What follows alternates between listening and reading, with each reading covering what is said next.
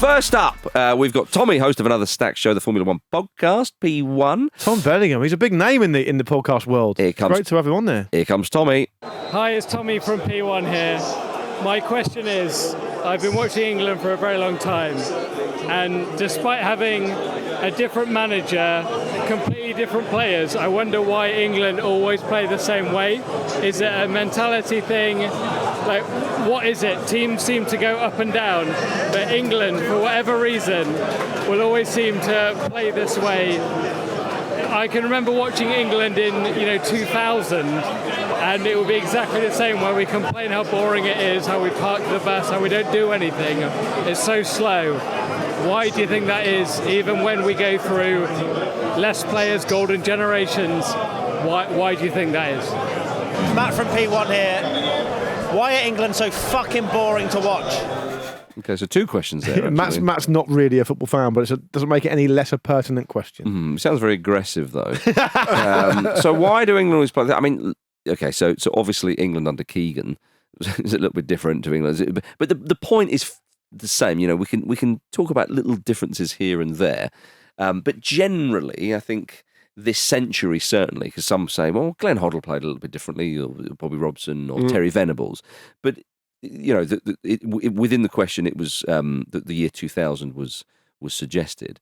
What do you think about this, Andy? England fans are often crying out for a bit more swashbuckling and exciting football, as I think most football fans around the world are, and it's generally not what England get at tournament. No, and I don't think it's what a lot of teams get. I mean, we were talking in yesterday's Ramble about how you might win an international tournament, and looked at Greece in 2004 and Portugal in 2016 being outliers. I don't think they are particularly outliers, to be honest. I think even if you look at Germany, who created, and they did create, a generation of flair players, which they're kind of regretting now, actually, because they're not tournament Germany anymore. To win the World Cup in 2014, they were under the cosh and played within themselves, if you like, for a lot of the 2014 World Cup. And I think when you've won a World Cup, like we were talking about Didier Deschamps' ability to ride out criticism, you can block out a lot of the detail when that is the case. And I think there's a simple explanation to it. Firstly, it's not just England. And secondly, you get to it, there's too much club football.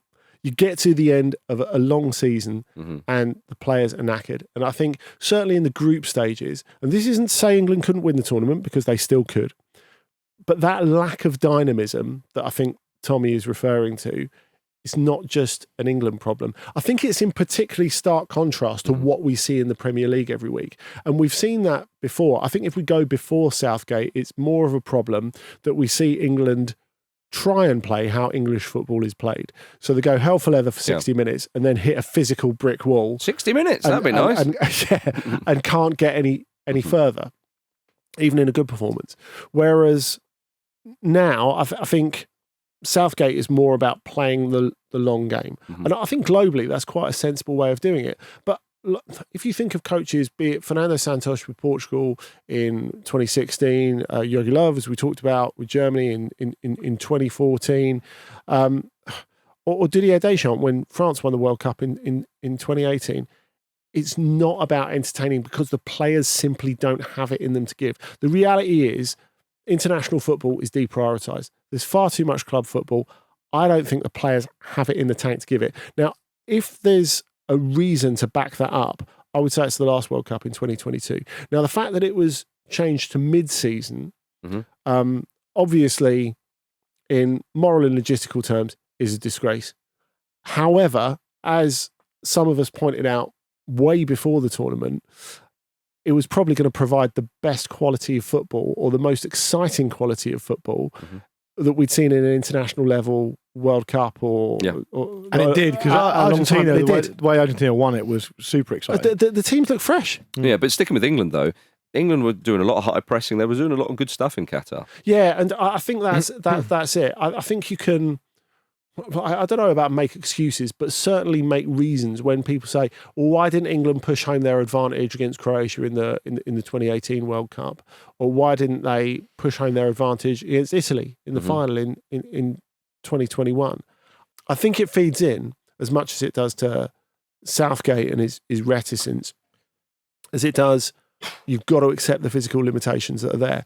Whereas actually, what didn't happen in the quarterfinal with France in 2022 is quite different. There wasn't a drop-off like there were in those other two games. But England never had the lead in that game, though, either, Andy. That's true. I mean, but they had the ability to push home the advantage when they equalised. Having the lead or not isn't about the question. The question is about why they're perceived by Tommy to always play the same way, and it seems so slow. Blah blah blah. To me, the answer is I don't disagree necessarily with what Andy's just said, but the answer is manifold. I think it's a really heavy shirt. Like the pressure comes along with that. The history. It's been so long, and the more it goes on, the harder it becomes. It's because for obvious reasons. So the history and the heavy shirt's part of it. But I think you hit on something there, Andy, with the idea of the juxtaposition between the Premier League. Like England fans, I mean, there's not going to be 100% crossover, but there's a massive crossover between what football England fans will watch most often, and it'll be the Premier League, which is the fastest. Almost 100%. Yeah, which is the fastest, most technically, in whatever you want to call it, swashbuckling league in the world. So it looks like a massive juxtaposition. You see most of the England players play in the Premier League, yet it's a massive difference when they go and play internationally. I mean, Jude Bellingham and Harry Kane don't play in the Premier League at the moment, and they're both knackered as well. So you're right to say that. I think it's a number of reasons. I also think it's the managers England have had. Kevin Keegan couldn't apply his type of football at international level. He admitted that. Sven-Goran Eriksson was a defence-minded coach. It was all about getting the lead and then sitting back. Steve McLaren wasn't really up to it. Didn't even have a tournament. Capello, his ideas were gone by then. Roy Hodgson. He was very defensive anyway. He was very defensive. Roy Hodgson was a very defensive coach. It was all about 4-4-1-1, get bodies behind the ball, make it difficult for the opposition. It's really since Southgate's came along that we have actually. I mean, despite what's been going on, even if England bomb out in this tournament to Slovakia or in a quarter-final against Italy or Switzerland, it has been the most enjoyable in my lifetime watching England under Southgate. As I say, I go on about the amount of goals they scored in Qatar, but not just that, in previous tournaments as well. They so close in the last Euros. This is the best we've seen England play for a long, long time. Southgate has modelled it a lot on France 2018 and maybe one or two other things. So the managers themselves haven't really helped, and you could, for whatever reason, the FA have gone for those names. With regards to France 2018, though, Andy, they are understandably seen as maybe a bit of a boring side, a bit pragmatic, but they could flex their muscles when necessary, and we saw that when they beat Argentina 4-3. We saw that in the final when they beat Croatia 4-2. But those are two very atypical games. But there's still two of them in a tournament. And one of them's in the final. 2 out of 4 games, the knockout stage. Yeah, so I understand your point, but it's there. They flex their muscles, and I think that's the frustrating thing for some England fans is. But how you define it as when it's your national team and when it's someone else's national team is totally different. If French people look at that, they look at the defining moment as being the way they edged Belgium in the semi-final. Yeah, and it was a very, very professional performance. I mean, going back to But not thrilling. Not thrilling, no, but they got the job done. And I think that's the thing for England is if there was a history of, it wasn't thrilling, but we edged them, won it, and we got the job done, and therefore won the trophy. I think what Luke said about not having won that trophy, it hangs so heavily on England. And Simon Cooper in was it Soccernomics and so on. He reckons England are probably about the 10th biggest and best team in international football. He says that feels about right. Look, he's far more studious and far more across all that stuff. But in my with my silly little England hat on, I think emotionally England are far bigger than the 10th biggest side. In terms of history, tradition, population size, if that matters, I think it does and doesn't. England, in terms of the qualities that they produce and what they could do, I think England are a bit higher than that, in the National League and resources, etc., etc. I think one of England's huge problems, one of the glaring admissions of English football is the absolute dearth and lack of coaches they produce. And that is ultimately where your playing style comes from. But there's also a kind of temptation here to rehash old arguments and old issues that perhaps don't necessarily even apply to England now. Maybe. Because the talk back in the day, it was that England they couldn't perform on the international level consistently. They didn't look as good as the teams they played against. They would get dominated in midfield. I'm extrapolating a bit from what Tommy's saying, but that was the thing.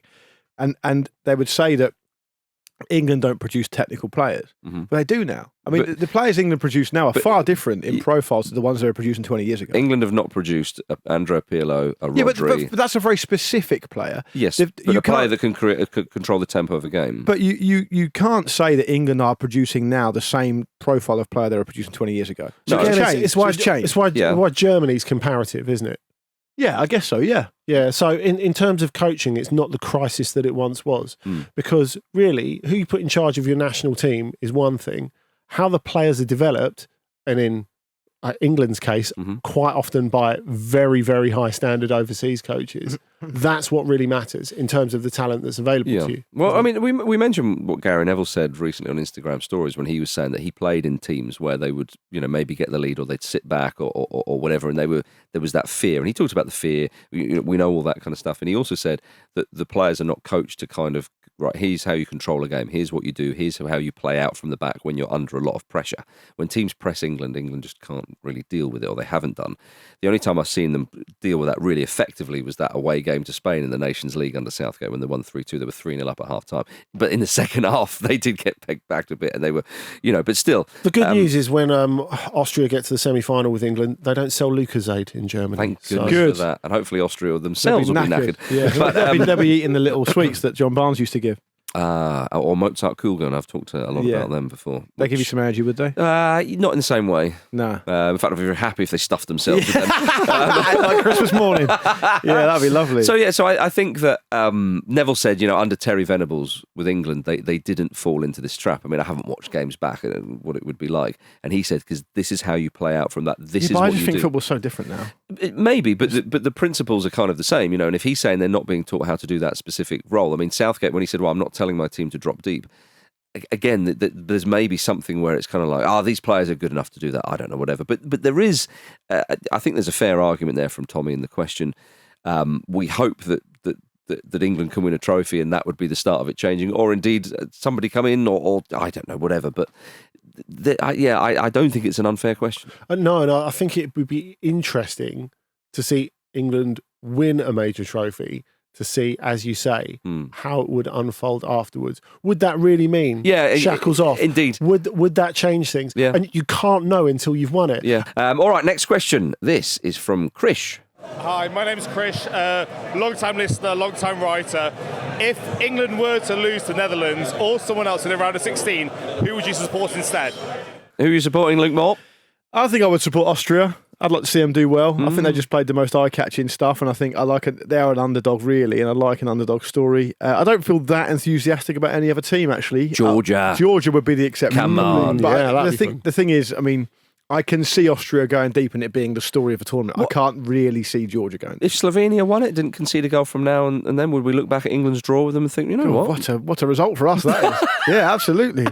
Give us a lot of confidence. I think you have to choose a side that haven't won it before, surely. Yeah. Come on, Andy. I mean, obviously, I don't want to say France and Portugal for financial reasons. but what I would say is Turkey, because when they do it at a tournament, it is wonderfully chaotic. You're true. There's a lot of entertainment there. It's funny because if you look at, I went to their game against Portugal in Dortmund last weekend, and it was funny because Vincenzo Montella is someone who is not one of these managers overseas coaches who does it by post. Gus Hiddink definitely did that when he was in charge of Turkey. He only turned up every couple of months and all the rest of it. Whereas Jürgen Klinsmann. exactly, doing it by Zoom. Whereas if you look at Montella, he's coached in Turkey for quite a few years.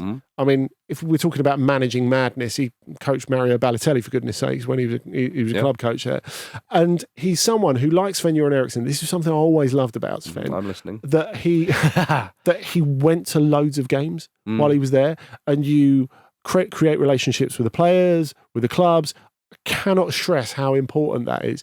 But even though Montella has made all these incremental changes, you cannot fight, going back to England and Tommy's question, you cannot fight against the nature of football culture, and you can't change it all in 6 months.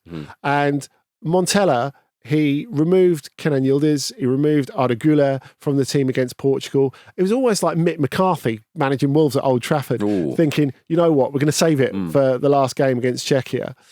And it's like, this is our let's not get absolutely battered against a really good team. Couldn't defend. They just couldn't defend. And I think of them at Euro 2008. It was so harem-scarum, when they were 2-0 down to the Czechs and turned it around in the last 15 minutes. That crazy end to the game against Croatia in Vienna. Even the semi-final when they went out against Germany. Germany were shook. It was so exciting. That's why their game against Austria in the second round will be so interesting, because it's a real good match of the system against this just chaotic energy. Yes, Turkey they've scored some really good goals, proper individual technique-driven goals. Yeah. And whether the chaotic individuals that can somehow come together and get a win, or whether Austria's system will just completely overwhelm them. But I like Austria. What about you, Marcus? Yeah, I think you've made good arguments there. I would go for Georgia just because of the flag. Yeah, but there's 24 hours before Georgia are going to be gone. Oh, is it? It's a short-lived love affair, Marcus. Yeah. Like many of yours have been over the years. Might even be unrequited, like many of mine have been over the years. Yeah, I think other than that, I'd go Slovenia just to make ourselves feel better. Sometimes you can get behind the Netherlands. This is not one of those times, I don't think. Do you not think? Nah. Sometimes they've got a great amount of romantic defeat about the Netherlands, but this year I don't see it. I don't feel it. I mean, if Portugal won it, then Roberto Martinez vindicated, and the FA would definitely get him for the England job. But Cristiano Ronaldo, though, yeah, I don't want him winning it. No, do I? Come on. All right, okay. Switzerland. Right, I think we've mentioned all the teams. All right, let's have a quick break. Craig Brown from us there. There you go. And after the break, more of your questions. Right then, back to your questions, everybody. We've got this from Toby. Hi, Toby here from Football Ramble Patron. Quick question. There's a lot of talk about third place teams getting through this tournament and how it allows what you might call rubbish teams to get through. What I want to know from the gang is, would you rather it A, revert back to 16-team tournament, B, stay how it is, 24-team with the third place nonsense, or C, expand to 32-team and deal with maybe even lesser nations getting through? Lots of love. Lots of love to you too, Toby. Lots of love to you too. So, talking about the tournament format, do we want to go back to 16 teams if you had a vote in this? Stay as it is with the third place nonsense, as Toby put it, or expand to 32 teams for the European Championships? I feel like now we're in the middle of in the thick of a tournament. I just think I really love watching the games. So more games would be good. Yep. And I do think, though, 24 teams is between two stools and neither kind of here nor there, really. Why is that? Because it feels as if you can be, as Toby's kind of alluded to, although he's not said that explicitly, it feels as though you can be not that good and still go through. Right. And I wonder whether that speaks to the heart of what tournament football should be. So, for example, Slovenia have gone through. They haven't won a game. They've scored 2 goals overall. They've not won a game. They've drawn 3 and they've gone through. Is that necessarily something we want to see? Fernando Santos was very happy with it in 2016. Well, you're not asking him, you're asking me. Yeah, no, I was actually adding to your. Yeah, I just feel like if you are going to do it 32, and maybe I would lean towards 32 because actually, what it does do is it gives encouragement and a better chance for other not so fancied European teams to go through. And I think one aspect of the 24-team tournament that has been good is we've seen some really nice stories. Look at Wales getting through to a semi-final. Yeah. Would they have qualified if it wasn't an expanded tournament? Maybe not. So we would have been robbed of a story there. The problem, I guess, with the 32-team format is that UEFA as a confederation isn't actually that big. So it then becomes a little bit faster. 53 sides tried to qualify for this Euros. Exactly. I just can't have 32 of them going Sure, through. no, I totally understand that. That's the thing. I don't think so. I think there's stuff to credit each format. I don't find myself particularly satisfied with the 24-team one at this stage. Bearing in mind that we're recording this episode between the group stage and the knockout, so maybe it's a bit to do with that. But I can see the pros and cons of it. I would probably go 16 overall. Close the doors. That's interesting, but obviously it's not going to happen. No, but they're never going to do that. It is interesting. I don't have a problem with 24 because I think like the idea of getting more teams involved, I think it feels a bit more egalitarian and a bit more what international football is about. Now, you can say about the 24 teams letting teams that haven't had a particularly good tournament through in the group stages, but we've seen teams, and Marcus pointed out Portugal, making the most of that. So it doesn't always mean terrible teams or the worst teams get through. And I think really, a lot of people who feel that the 24 team format is wrong is because this concept of a lucky loser, as you said, Luke, I think it goes against what a lot of us feel that tournament football should be about, that they don't feel people should be rewarded for failure. It's like when you fall out of the Champions League in the old Champions League money, of course, into the Europa League. You know, you think of Brendan Rodgers on the pitch at Napoli when he was Leicester manager going, what, we're still playing?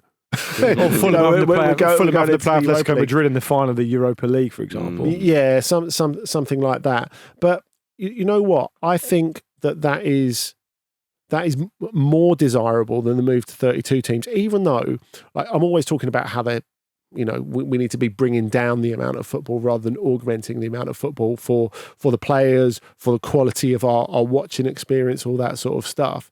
I think, obviously, on one hand, you've just got more teams playing the same amount of games, so you wouldn't have the existing teams playing more games if it was 32 teams. More pressure on a host nation, though. Yeah, having said that, with what you were saying about so many teams in Europe being covered, I think this leads to way more cut and dried groups, which is not really what we want to see. I think this becomes like the Europa League or the Conference League group stages. We've got such where you have such an enormous gap between the haves and the have-nots. Some of the football is really not worth watching. So I think the 24-team tournament, even though it seems a bit wonky, I think that there's actually a lot to recommend. It is actually a happy medium in what appears a slightly unbalanced format. So there you go. I agree with Andy there. Right, okay, so I was going to say, so you can either look at it like it's fallen between two stools and not being either of anything, or you can say what Andy says, which is like the best of both worlds. You get many more live games, don't you? Yeah. You do, but it's not ridiculous. And I think with 30, as I say, 32 teams out of 53, or in previous ones like 54, 55, I think it's too much, and I think that it should be something that you aspire to get to qualify without cheapening. But at the same time, 16, even though packed full of quality, it's so difficult for some teams to get there. I mean, we're not talking about the World Cup, we're specifically talking about the Euros. Crazy to think that the World Cup was a 24-team tournament in 1990. 32 feels about right. We're going to have to wait and see what 48 teams looks like soon enough. But that is the whole world included. And the 32 one in the World Cup is the 24 teams of the World Cup was just it's basically unfair. Oh, for a lot of different parts and some of the people world, would still think a 32-team World Cup is well unfair on particularly Africa, for example. Given how many slots like Europe and South America. Totally, yeah. So we'll have to see what happens there. We waited to see what would happen with the 24-team tournament. It's been a steaming success. There's no two ways about that. But just because we've added teams, let's add some more. No, I think this is just about right. And I understand people get a little bit annoyed with this whole third place finish thing. But it's been around for a while. I'd say 1990 was like that before, It's just a little bit of admin. It's not that big a deal, I don't think. I feel sorry for, say, the team, for example, in this one, Hungary, who had to wait around for a few days and didn't know. That is a bit annoying from a fan point of view as well. You got to pay a bit of money. Should I go home for a bit? Should I? That thing is, there's no perfect setup. You've either got not enough teams, too many teams, or a little bit of admin here. Yeah. I think 24 is. Yeah, fair enough. You've answer. convinced me. Good. There we go. There we are. We're united on the 24. We'll stand as we are. Yeah, exactly. Yeah. We're sticking. Until England get knocked out and we want to expand it again. Don't start that. All right, final question from Sam. What is the most violent food of the Euros? Which food would you most want to be armed with going into battle? Ooh. I got the answer straight away. It's got to be some sort of chili hot dog. So you've got a baton to hit people with. I'm going Toblerone. Oh, good one. But the chili you can flick in the eyes. You could. It's much more. Toblerone's a lot more of a bludgeoning weapon, though. I feel that it would be more satisfying hitting someone with a sausage, though. I think you have to say as well, Toblerone is probably more egalitarian. If we're talking about bringing countries together, like everyone will have the opportunity to get one going through duty free. True. Although chocolate is not at its best during summer. We have to consider that. For me, we're overlooking. If we're looking at Germany, Yeah, we are. you always think of the sausage immediately, don't you? You do. Yeah. And because there's Wherever some you sort go, of Andy. firing element to it as Yeah. well. But I think we're overlooking the bread pretzel. Something Ooh. that has got a handle, so you Yeah. can easily use it to hit someone over the Love head. that. Andy's thought about Or this. it's quite flat, so you could use it as a frisbee, yeah, type thing as well. yeah. I think And it's harder than you think. a Toblerone could. That's probably How going to be. about, how about a 2-day-old pretzel? Yeah, but think about that though. But also think about me with a duty-free size Toblerone just ramming it down your throat. It's delicious, but you're also going to die. Yeah. Yeah, and they're also very addictive, aren't they? As Alan Partridge taught us. So you could also give people a lifetime of misery by getting them on the Toblerone addiction. If it was one of the white ones, well, what a way to go. Yeah. What do you think, Marcus? What about some beans in a can? Yeah, a can of beans. There you go. Cup of beans.